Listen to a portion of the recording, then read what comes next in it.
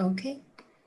Want to certainly welcome everybody to our first happy hour session of 2021. Today, obviously, the focus is going to be on things viral. And I wanted to begin by just letting you all know that we're going to be doing another board review session on Saturday, February 13th, in advance of the next upcoming Dermpath core exam. And so the format will be similar to other board reviews that we've offered. We'll be sending out a slide deck and a set of questions. I think you can register for that. There should have been a link to click on with the happy hour invitations. You can also send an email to Sagis or education@sagis.com or Ida can put some information here on the chat on how to register for the examination. And certainly for any of these happy hour sessions or for the board review sessions, if there are any particular topics or entities that you would like us to drill down on or cover, please feel free to reach out. My personal email is tdavis@sagisdx.com, and my cell phone is 210-416-4815. So I never mind anybody reaching out to me via text, email, or even a phone call if you have any questions or need clarification. So again, very glad to have everybody here.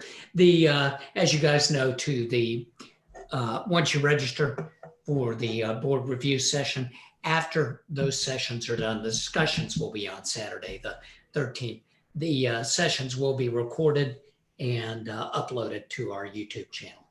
So they'll be available for several weeks afterwards to review. Okay, well, that being said, we'll go ahead and get started. Some of these are fairly basic entities, but it's good to kind of go over these and discuss them. And of course, a number of the conditions are driven or associated with human papillomavirus infections. Obviously, they're among the more common viral infections that we see in the skin. So our first specimen is a shave biopsy, and just looking at the architecture of the lesion, one can see it's got a benign silhouette and definitely is kind of a dome-shaped papule. The epidermis is papillated and hyperplastic. And if we move into higher power, I think I'll look at the bottom piece here. You notice that the lesion is slightly endophytic, and there's incurvation or turning in of the reedy ridges, and specifically the acrosyringeal units at the periphery of this lesion. Very characteristic architecture for this lesion. As we move to higher power, we can see the cornified layers thicken. And in particular, it's thickened by this kind of compact red stratum corneum. But if we move to higher power, we can see that there are actually rounded perikeratotic nuclei within the stratum corneum. And it's interesting because some of these perikeratotic cells within the stratum corneum are located above an intact granular layer. And normally when you see perikeratosis in the stratum corneum, the underlying granular layer is diminished or absent, diminished in thickness or absent. And here we have a rather robust zone of hypergranulosis with overlying perikeratosis, a finding that we don't normally see. Right next door to it, one can also see that the superficially located keratinocytes have a vacuolated appearance. They have a clear space around the nucleus, and the nucleus in many areas is kind of hyperchromatic or wrinkled. And of course, this is classic coilocytic change. So taken together, we've got a papule that is papillated with a benign configuration, incurvative reedy, compact orthokeratosis, with rounded parakeratosis, largely above an intact granular layer. We've got coilocytic change, dilated vessels, and one thing that I didn't point out is, and I think we can see it best in the top piece, hemorrhage into the stratum corneum. And so this is, of course, our classic Verruca vulgaris. And of course, these can be due to a variety of, or associated with a variety of human papillomavirus types. Interestingly, as these lesions become established and as they persist, in older warts, you sometimes don't see a lot of coilocytic change, which is one reason I wanted to stress the parakeratosis, rounded parakeratosis above an intact granular layer, because in my experience, that can be kind of a surrogate marker for coilocytic change. So don't be afraid to render the diagnosis of a verruca based on architectural silhouette if you've got the rounded parakeratosis above an intact granular layer, even in the absence of coilocytic change. Now, the one differential that comes up a lot of times with these lesions is this a wart or is this a seborrheic keratosis? Because, you know, you can even get horn cyst in verrucae, and the silhouette of the lesions look very much like a verruca. But a seborrheic keratosis is usually characterized by basket weave orthokeratosis rather than compact orthokeratosis. So if you see something that you think is a seborrheic keratosis and there's a lot of compact orthokeratosis, you're more likely to be dealing with a verruca than a seborrheic keratosis. So that's another point to be made. Okay, let's go ahead and move on to slide 2. Another condition which is associated with human papillomavirus, and very superficial shave here. The changes are quite subtle. The epidermis is not so papillated here, and one can see that it's slightly acanthotic. This shave biopsy specimen is from severely sun-damaged skin. And in addition to slight acanthosis, we have a little bit of basket weave hyperkeratosis. There's not much of an inflammatory infiltrate. If we move to higher power, we can see that the keratinocytes here do show evidence of orderly maturation.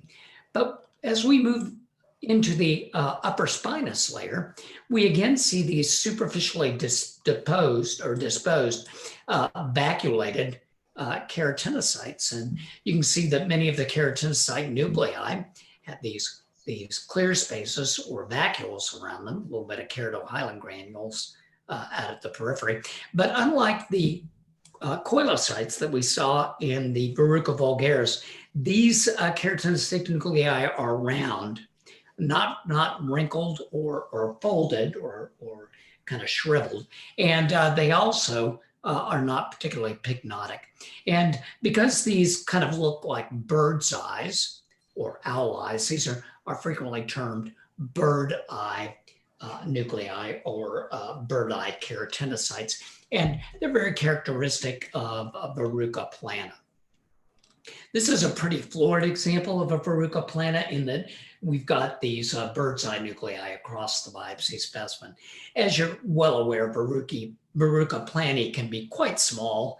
And as a result, sometimes you have to look along the epidermis in earnest to identify these bird's eye nuclei. They're not always as florid as this.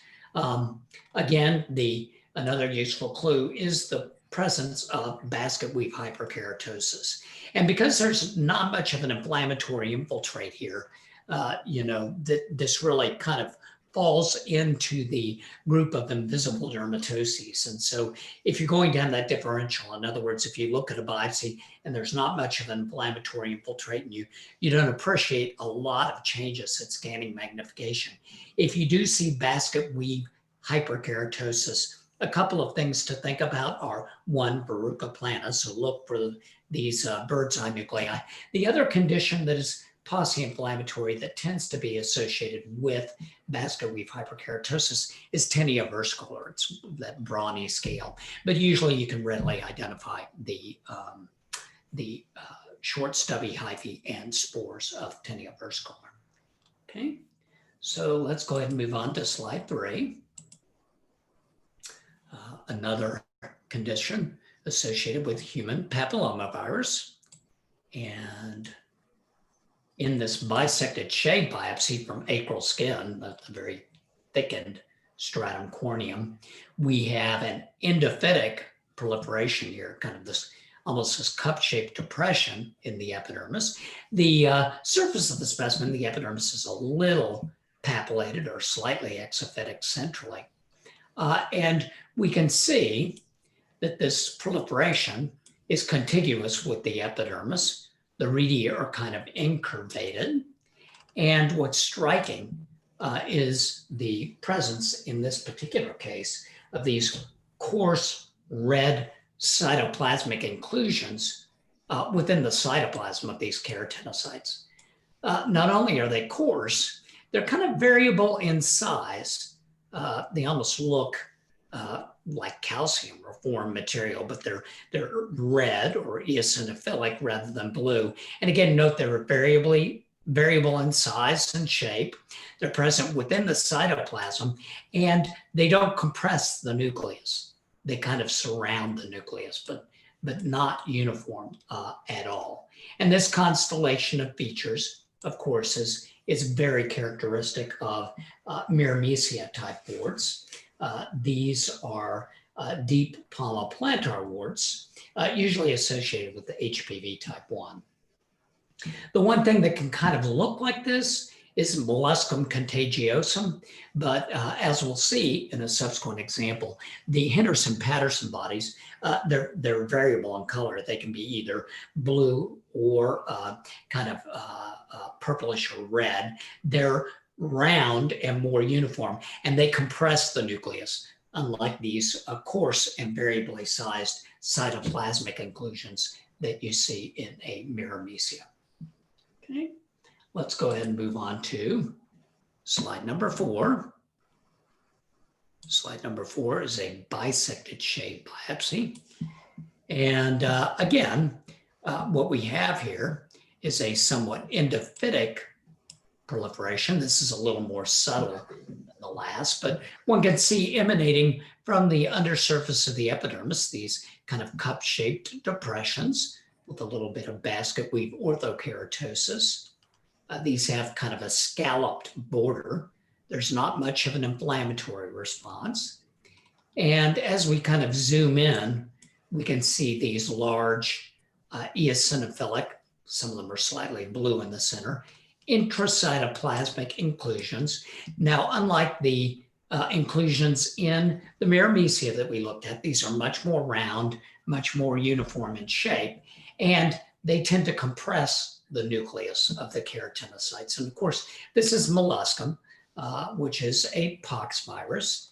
And this is kind of a fully developed lesion.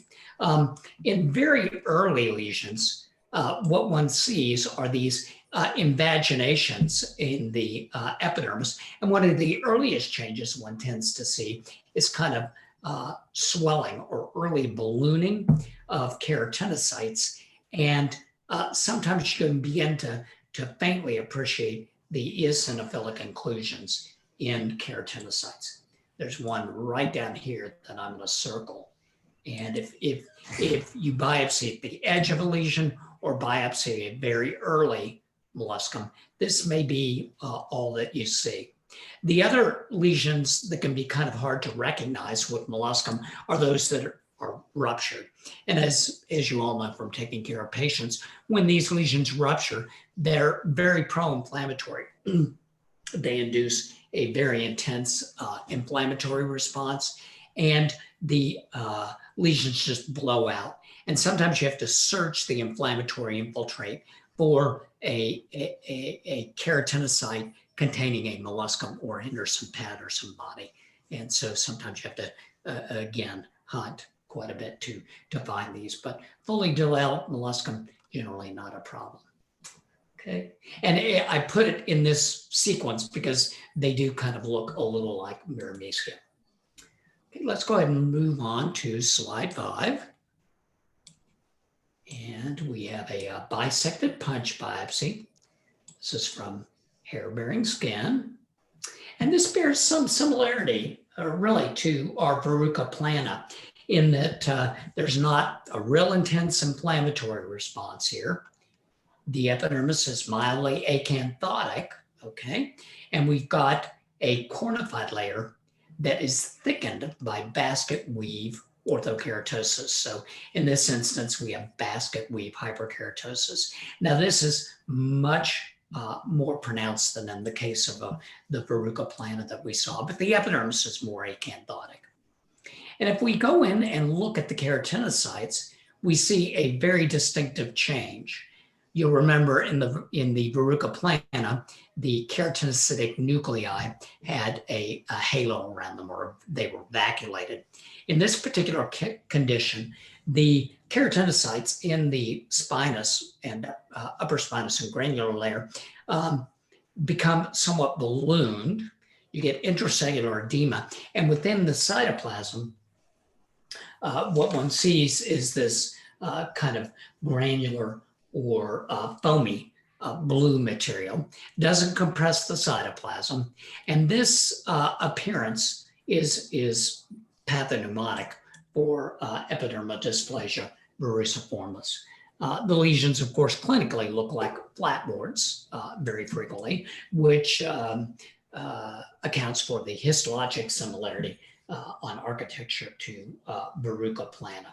And of course, this can be an inherited condition, can be associated with immunodeficiency states, typically is associated with HPV type 5, 8 can also contribute to the condition, but a very, very distinctive appearance. So Epidermodysplasia verruciformis. Okay, we'll go ahead and move on to slide number 6. Slide number 6 is a little different. We have a punch biopsy here. This is quite eosinophilic, not a lot of hematoxylin in this section. We're from hair-bearing skin. This was up near the head or neck.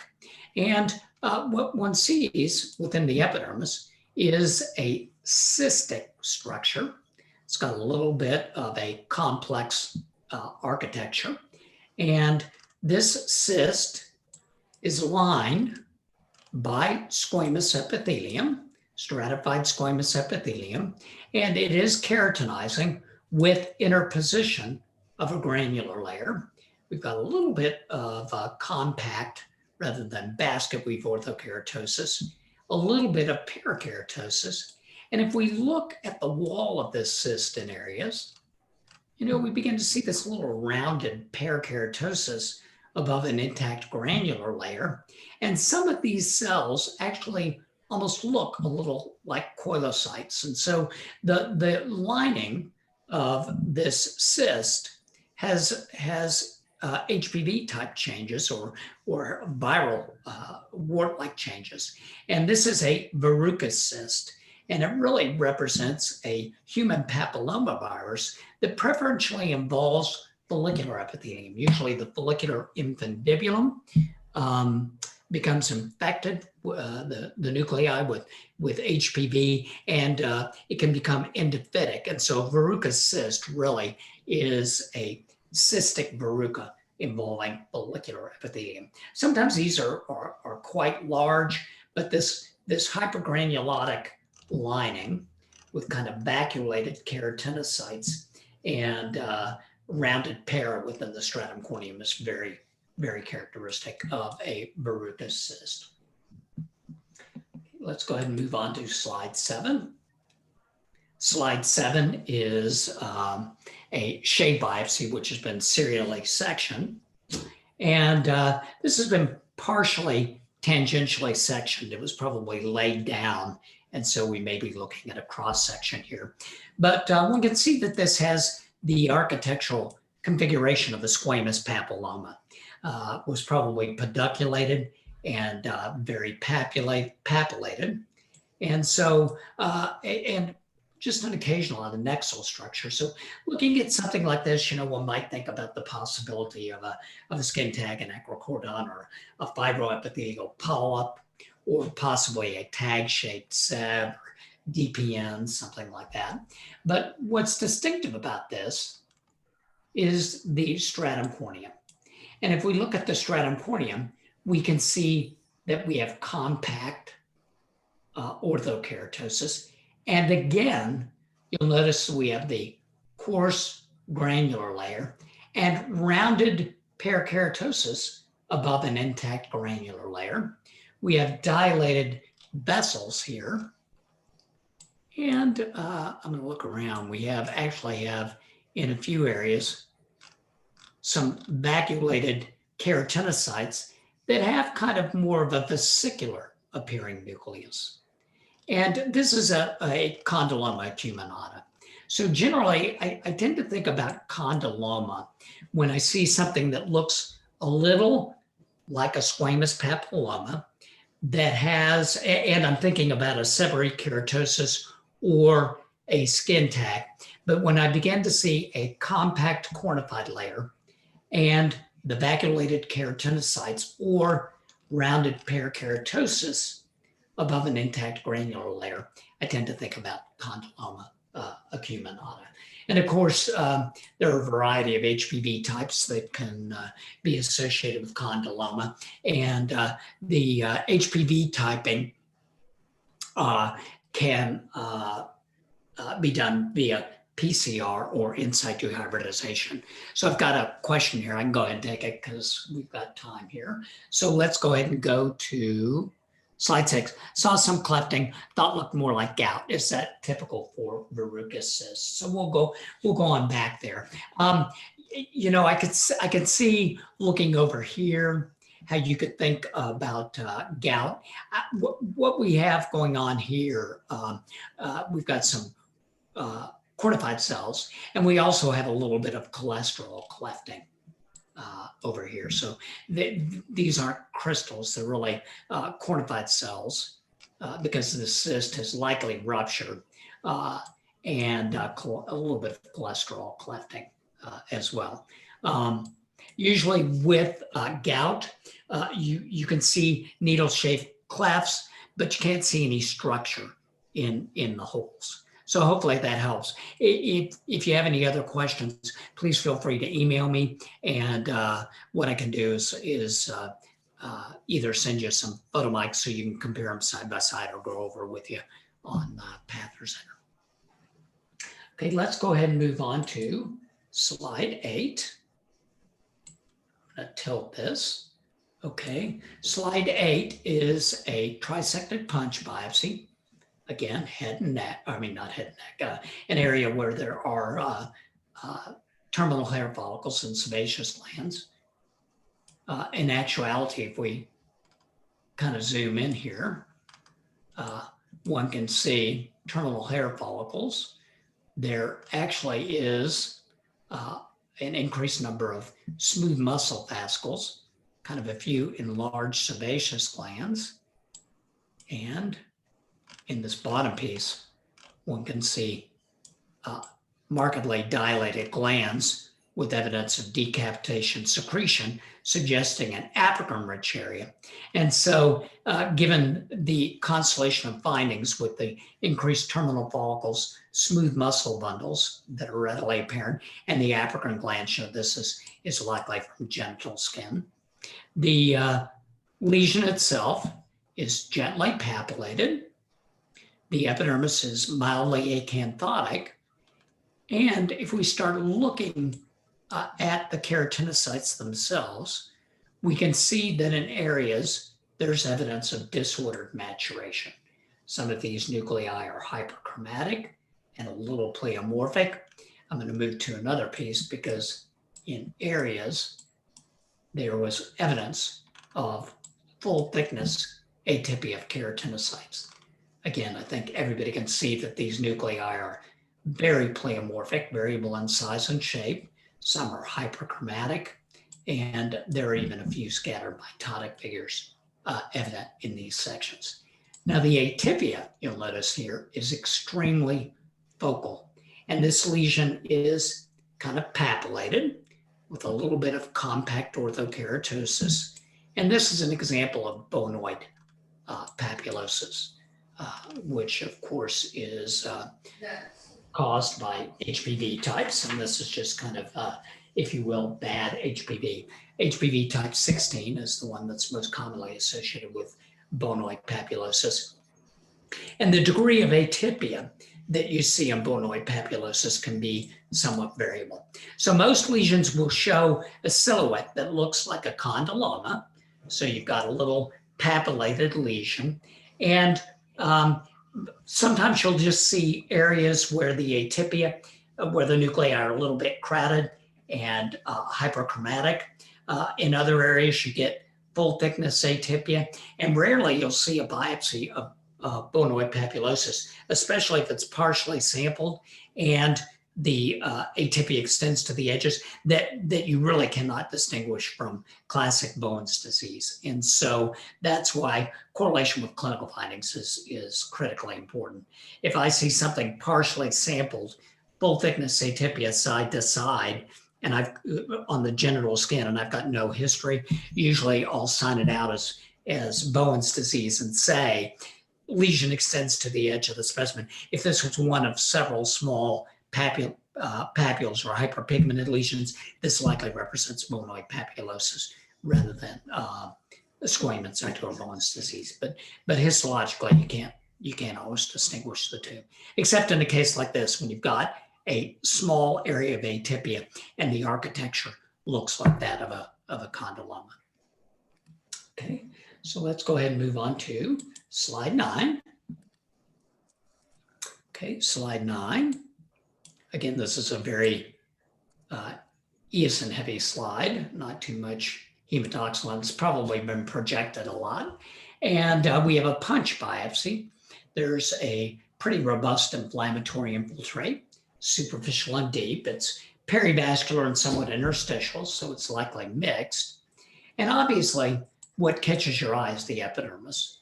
And we have an intraepidermal vesicle here, which in some areas has become subepidermal. This involves the mid to upper spinous layer. And you'll remember, as is the case with most intraepidermal vesicles, once we determine what portion of the epidermis is involved, we want to kind of start drilling in on mechanism of formation of the vesicle. If we move to higher power, we can see acantholytic cells in the blister cavity. These have separated from their neighbors and kind of rounded up. In addition, if you take a look at these keratinocytes, many of them have a ballooned appearance. They're characterized by intracellular edema. So they're large and the cytoplasm's kind of pale. So we've got ballooning and acantholysis. And when we see ballooning as a mechanism in intraepidermal vesicles, two broad categories of conditions that we want to think about are nutritional deficiency disorders and viral disorders.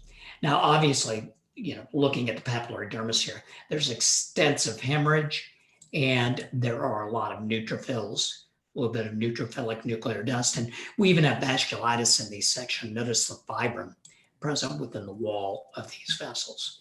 Furthermore, a quick glance at the keratinocytic nuclei shows very characteristic viral cytopathic effect. So if you take a look at the keratinocytic nuclei, you can see that they're kind of cleared out. They've kind of got the steel gray color, and there's peripheral margination of the nucleoplasm. And this constellation of features is diagnostic of a herpesvirus infection. There are only a few multinucleated giant cells here in these sections, and you don't have to have multinucleated giant cells to make the diagnosis of a herpesvirus infection. We probably have an early one here, okay, and another one next door here. But acantholysis and the peripheral margination of the nucleoplasm and ballooning are very characteristic features. Now, one can't distinguish at the level of the light microscope herpes simplex infection or herpes simplex infections from varicella zoster infections. You might read in some texts that if there's more pronounced vasculitis, it's more common in zoster, perhaps. Definitely if you have pronounced follicular involvement. So if the changes of herpes are extending into a hair follicle or deeply into a sebaceous gland, that in my experience is more common with zoster than it is with simplex. But fortunately, there are immunohistochemical stains that you can do that are specific for each of the viral infections. And of course, clinically, there in most instances isn't too much difficulty in distinguishing those conditions. So this is pretty classic HSV, and I would definitely be able to recognize that. We don't see these biopsied very often. The biopsies as dermatopathologists that we see of herpes virus infections are usually really early lesions, faintly edematous papules, in which the diagnosis is predicated on identifying very early and subtle nuclear changes, or very late lesions that are crusted. Setting that we see that frequently is a biopsy from the sun-damaged skin of the lip that comes in as an AK or a squame, and then you start scrutinizing the cornified layer and you see necrotic agatholitic multinucleated cells. So anyway, that's kind of my spiel on herpes virus. Okay, we're going to move into a couple of more subtle viral conditions here. So we've got a shade biopsy. This is from acral skin. You can see there's a compact orthokeratosis. I think what's striking here is, obviously the epidermis is trashed in the central portion of the specimen. Out at the periphery, the epidermis is moderately hyperplastic. The keratinocytes show evidence of watery maturation. We've got quite a bit of papillary dermal edema here, a little bit of hemorrhage, and an infiltrate of lymphocytes, maybe a rare neutrophil in the dermis.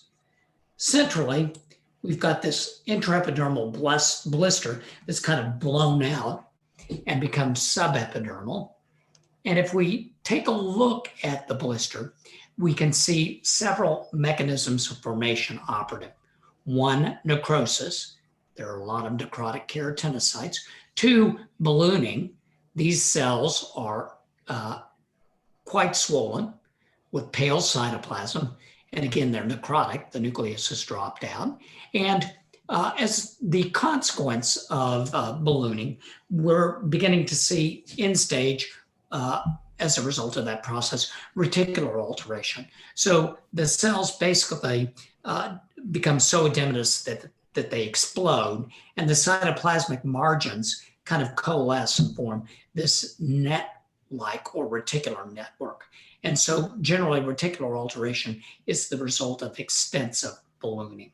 So we have ballooning and reticular alteration. And again, that does make us think of viral conditions. I don't really see characteristic viral cytopathic effect here that we saw with the herpes virus infection. So there are no cleared out nuclei, no real acantholytic cells or multinucleated keratinocytes. And so, probably some other type of non-herpes virus. We are on acral skin, and this is an example of hand, foot, and mouth disease. Now, one can occasionally see epidermal necrosis with this pattern in the setting of erythema multiforme, but one way you can distinguish this condition from erythema multiforme is to look along the DJ. In erythema multiforme, you're always going to see vacuolar alteration, and there should be individually necrotic keratinocytes within the epidermis, which we're not seeing at the edges of the blister. Could ORF look like this? Certainly. And I think late stage ORF with epidermal necrosis and epidermal hyperplasia, especially on acral skin, can look very, very much like hand, foot, and mouth disease. So I think on a board exam, I don't think it's really fair in the absence of clinical history in a single biopsy from acral skin to ask you to distinguish between those two. So question here about distinguishing hand, foot, and mouth from monkeypox. Monkeypox is just much less likely. So monkeypox any of the barnyard poxes, vaccinia or orf or milker's nodule, I think distinguishing them from hand, foot, and mouth in the absence of clinical history can be extremely difficult because while some of these in early stages may have intracytoplasmic or internuclear inclusions, that is the pox viruses, as the epidermis becomes necrotic, in my experience, it becomes much more difficult or impossible to see the inclusions. So you're going to base that on clinical data. And of course, hand, foot, and mouth tends to have a pretty characteristic clinical presentation. So hopefully that helps. And serologies may help as well. So slide 11, and I'm glad you brought that up. Slide 11 is an example of ORF. This is a very late lesion. As you remember, ORF goes through a variety of stages, both clinically and histologically. And very late, what you tend to see is extensive epidermal hyperplasia with necrosis. So we've got viable epidermis at the bottom of the specimen and just necrotic epidermis up top. And you can see a little bit of reticular alteration. You know, if you look, you can see some ballooned keratinocytes here, but at this stage, you're not going to see any of the characteristic inclusions. And generally in ORF, I don't spend a lot of time looking for them. You know, if I see something like this that's ballooned, I'll look at, if I don't see characteristic herpes virus infections, then I start correlating with the clinical history.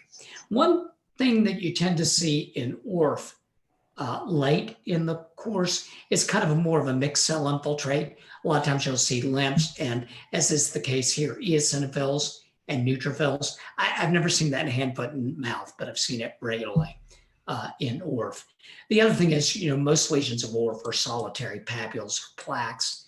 And I practiced Dermpath in South Texas for a number of years. And there are a lot of sheep and goat ranchers there. And a lot of them know what it is. And so, you know, most of them realize it's self-limited. It may heal with scarring, but you don't see many biopsies from those people because they know they have it. And so, you know, I had a friend who practiced dermatology way out in West Texas, and she would say, you know, she probably see 3 or 4 cases clinically a month, and people who would come in, they have their cancers treated. You know, she'd comment on the plaque on their hand, and they say it was just ORF. My sheep have scabby mouth. So anyway, we don't see biopsies very often, but keep in mind that it can be difficult to distinguish from hand, foot, and mouth. So I wouldn't fret over distinguishing some of these late pox viruses from hand, foot, and mouth in the absence of clinical history. Hope that helps. Okay, and then our next case, okay, shave biopsy. And we've got a little bit of epidermal hyperplasia here and a little intraepidermal vesicle. There's a superficial and middermal perivascular infiltrate. This is largely lymphocytic. Okay, a little bit of epidermal hyperplasia, a little bit of spongiosis producing an intraepidermal vesicle. There may be there's some lymphocytes, maybe just a rare eosinophil there, and a little bit of papillary dermal edema. And so the histologic findings here really are not all that specific. I mean, obviously we've got some spongiosis in there, but the differential in the absence of clinical history would be fairly broad. I mean, this could be a primary eczematous dermatitis, something like contact dermatitis or nummular dermatitis or an id reaction, even atopic derm, dyshydrotic derm. This could be dermatophyte infection. So if that was a possibility, you want to carefully scrutinize the cornified layer or get a PAS. This could be a vesicular bite reaction, although there aren't a lot of eosinophils down here in the dermis. Could be a spongiotic drug eruption. As it turns out, one thing that also produces this histologic picture is Gianotti-Crosti. And so this was from the papule of the elbow of a young kid who had several papules on the elbows and on the dorsal hands following a viral illness. So Gianotti-Crosti typically will produce spongiosis, a little bit of epidermal hyperplasia, papillary dermal edema, and a superficial and deep perivascular infiltrative lymphocytes. So some viral exanthems will be spongiotic. And again, in the absence of clinical history, you wouldn't be able to arrive at that diagnosis. And of course, Gianotti-Crosti can be associated with a variety of viral infections. Hepatitis B, typically in Europe and in Italy, but not so much in the United States. So that's kind of our quick run through of viral infections. If anybody has any additional questions, I'd certainly be happy to answer them. If you need any additional clarification, please feel free to reach out to me via email or text. I'm happy to spend as much time as needed, and I hope you found the session helpful. And again, if there are any other topics that you'd like to see covered, let me know. Dr. Lee with Sagis Diagnostics is going to be doing next week's session, and he'll be covering neural tumors. So hopefully you'll be able to tune into that. Any feedback you have for us, that would be great. Thanks. Hope everybody has a great evening.